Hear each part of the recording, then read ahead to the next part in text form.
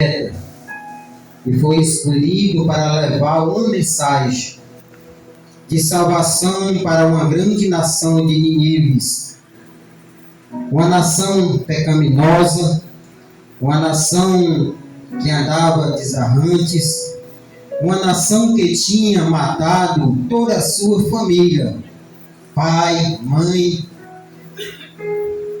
E Jonas recebeu essa ordenança de Deus. Ele foi o escolhido para levar essa mensagem.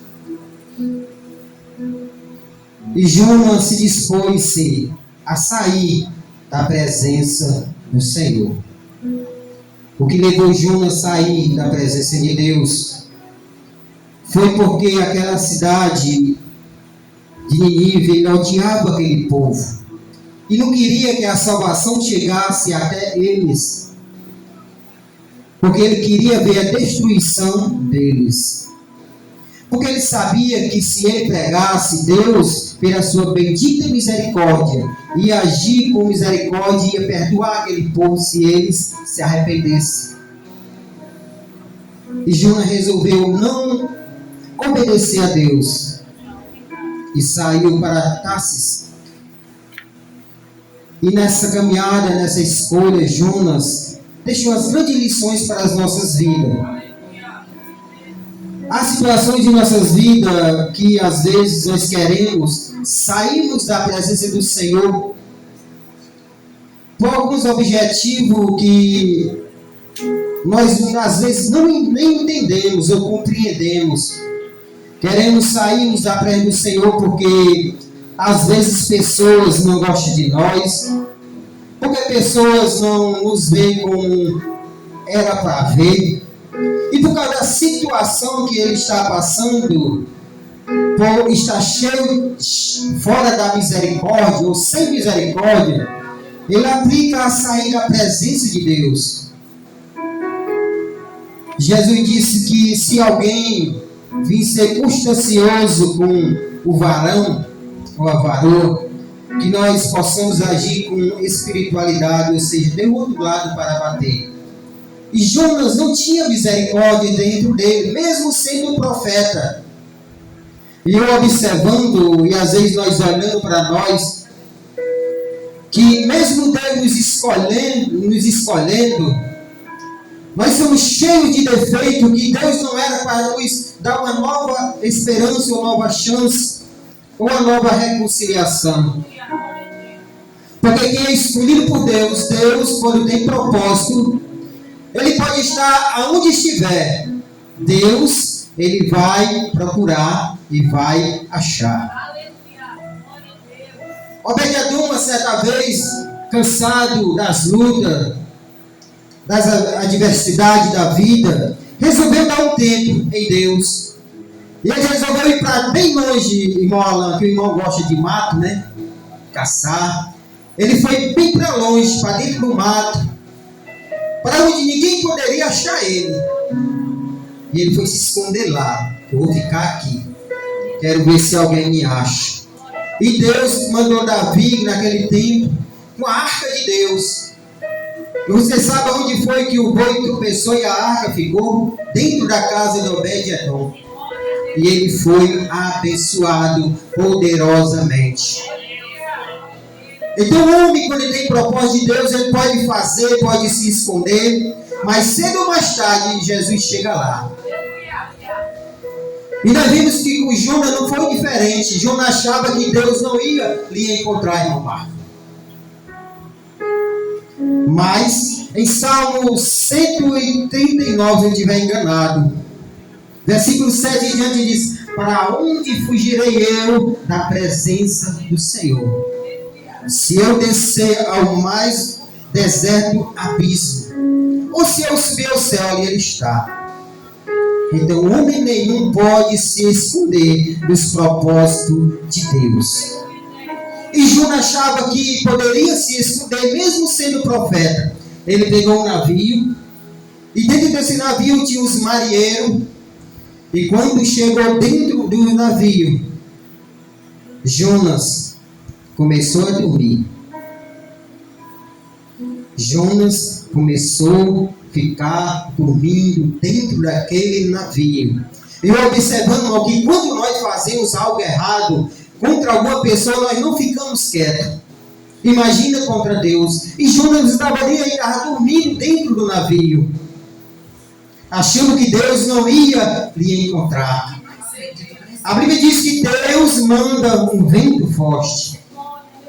E o mais interessante, Alan, que a Bíblia diz que o sol, quando Deus dá ordem, ele para, ou obedece. Quando ele fala com as estrelas, ele obedece. Quando ele fala para a natureza, obedece. Mas existe um ser no mundo que quando Deus fala, ele não obedece. É nós, seres humanos. Quando Deus falou para Jonas, ele não lhe obedeceu. Então nós, seres humanos, se for comparar com os animais, nós somos piores. Porque nós somos um ser que tem raciocínio. Então nós vimos que Jonas, quando estava dormindo, Deus mandou um vento sobre aquele navio que ele veio quase a naufragar. E Jonas dormindo, despreocupado, não estava nem aí. E eu tirando aqui algumas coisas para as nossas vidas. Quantas vezes nós nos encontramos com Jonas dentro, vou dizer, dentro das nossas casas, dentro de um navio, dentro de um barco, dormindo no sono da negligência. E os vendavais e maranhão sobre as nossas vidas, vai e vem, nós só falta naufragar ou morrer, e nós não estamos nem aí para resolver o problema, despreocupado. Mas Deus quer que nós, na hora da diversidade de nossas vidas, nós podemos se levantar, se erguer e resolver o problema. E Jonas estava ali e nem ligava. E os marinheiros ficaram preocupados porque eles nunca tinham passado por uma tempestade daquela. E eles viram que tinha algo diferente. E eles começaram a pegar ali os seus bens, as suas fazendas, que era joias, dinheiro e algumas outras coisas, bens deles. Começaram a jogar no mar para ver se o barco não afundava. E a Bíblia diz que nada disso parava os ventos. E a Bíblia diz que eles ficaram preocupados e quando chegou no porão, quem era que estava lá? Quem era as crianças? Jonas. Quando os marinheiros chegam no fundo do porão, estava Jonas dormindo, despreocupado. E ele, tu está fazendo o que aí dormindo? Se levanta.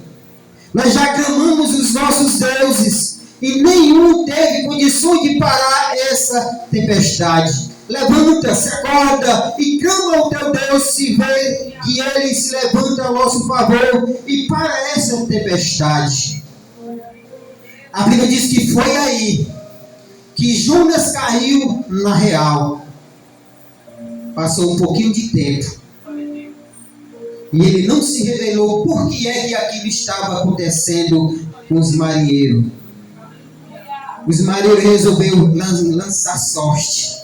E a sorte caiu sobre Jonas. Foi aí que ele abriu o jogo e disse: olha, eu sou servo do Deus Altíssimo. E Deus mandou eu fazer algo. E eu lhe desobedeci. E eu vim para este navio. E tudo isso que está acontecendo por causa da minha culpa. Por causa da minha desobediência. Lança eu no mar, que eu lhe garanto que toda essa tempestade vai passar. E eu tirando algumas coisas para as nossas vidas. Aqueles marinheiros, irmãos, tinham as fazendas, tinham bem, perderam tudo. Por causa de quem? Eles tinham culpa? Não. Mas eles perderam todos os seus bens por causa de Jonas. Jonas estava dentro de um navio que não era para estar. E aqueles marinheiros não tinham culpa, irmãos. E eu tirando algo para as nossas vidas.